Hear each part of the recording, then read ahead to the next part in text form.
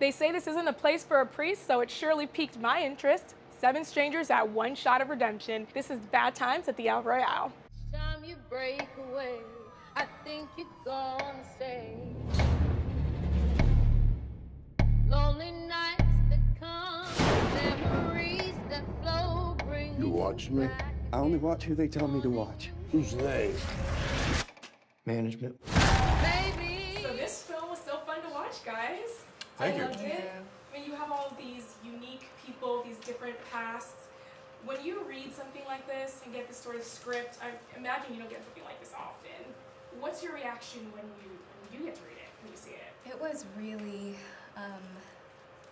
just a relief, sort of, and entertaining, and you feel kind of like, what a gift to read something that's so beautiful and so detailed, and you know that there's so much love and time and effort spent into writing.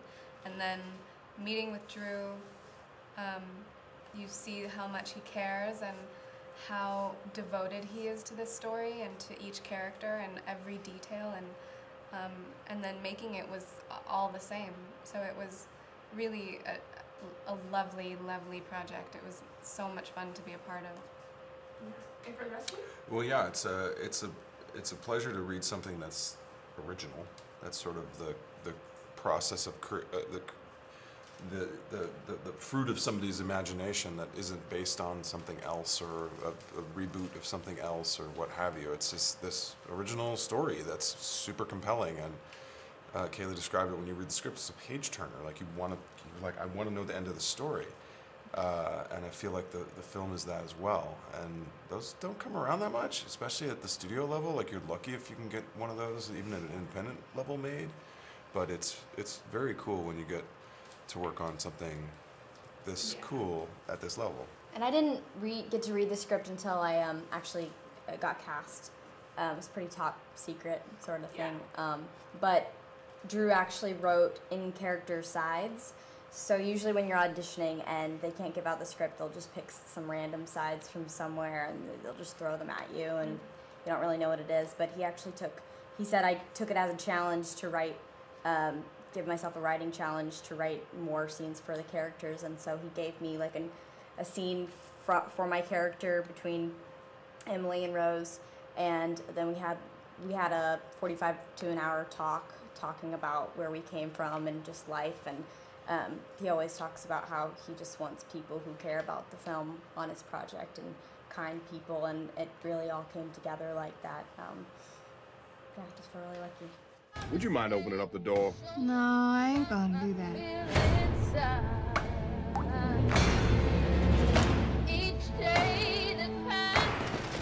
We have to get as far away from him as possible. Howdy. Amazing performances from everyone. It's so unique and different. I know you've been in a ton of films, but for all of you, when you read something like this that's so different, what's your reaction? You know, what attracts you to the characters? Yoga, you know, it's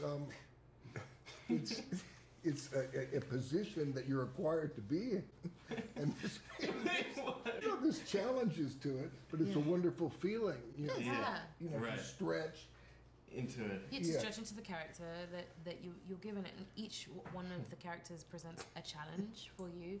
He speaks of yoga, and I want to like expand on that, because I feel like that is a practice which you have to keep working on, and you have to keep getting into. You have to keep learning from, and each of the characters has so many layers that you're sort of having to do that in real time as you're going. And you don't want to push it too hard. Far, you want to just be in your right to hit the right sweet spot, so that each character doesn't feel like a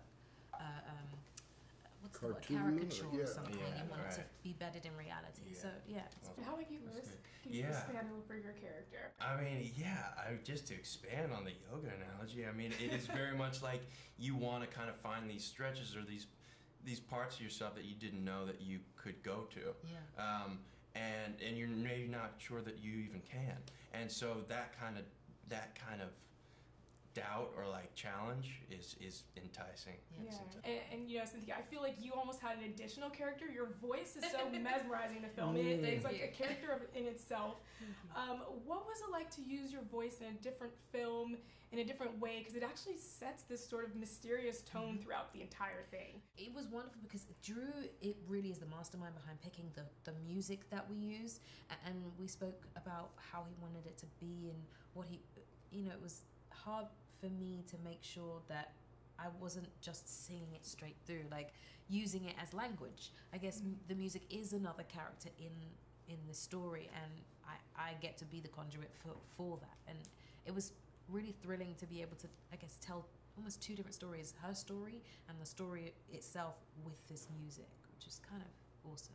Yeah, it was pretty powerful. And you know, you're about to take on a huge role as Harriet Tubman. And congratulations, that's exciting for you. What does it really mean to take on such an iconic person in Black history, African American history and culture, and I mean, you know, being from the UK? It's scary and an honor, and I want to do everyone who sees it proud. So there's lots of research going into it, there's lots of reading, there's lots of working out, there's lots of preparation, there's lots of voice work, there's, you know, all the, because I want all the ingredients that make this woman come to life be bedded and grounded and true. And I hope everyone enjoys it when they see it.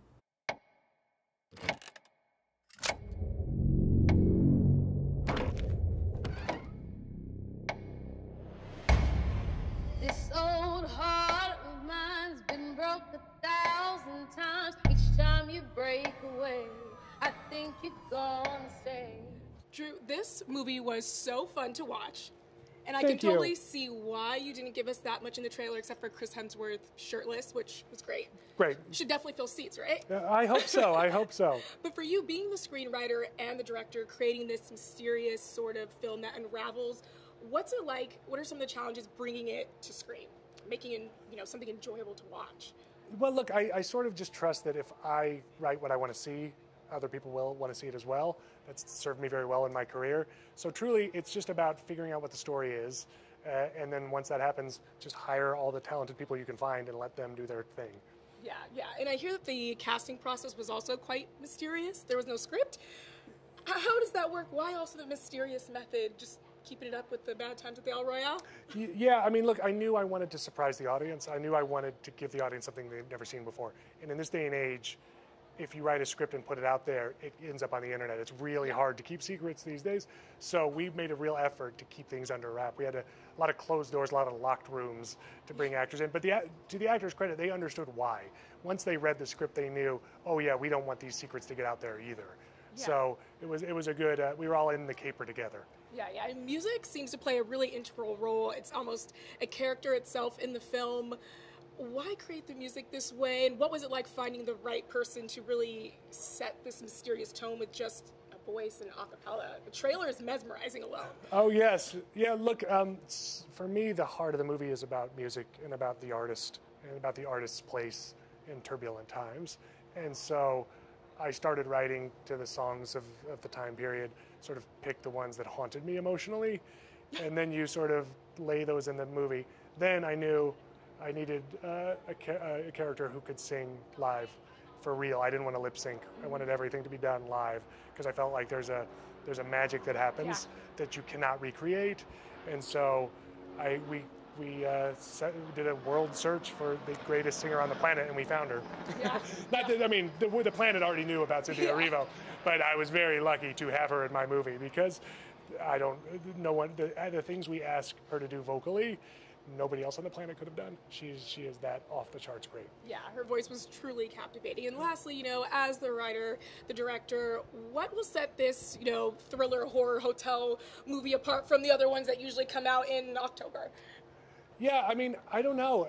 At the end of the day, we're trying to do something different. And I think the main thing that sets us apart is our cast. We really have one of the most extraordinary casts a director could possibly ask for, and it's really fun to see all of these heavyweights start throwing punches at each other, both literally and figuratively. Yeah, it definitely was so much fun to watch. Thank you so much for speaking with us. Thank you so much. That was fun. I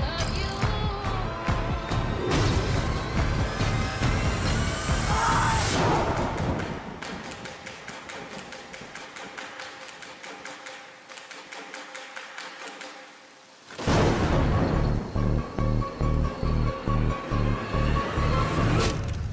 I'm not really a priest. Yeah. No shit.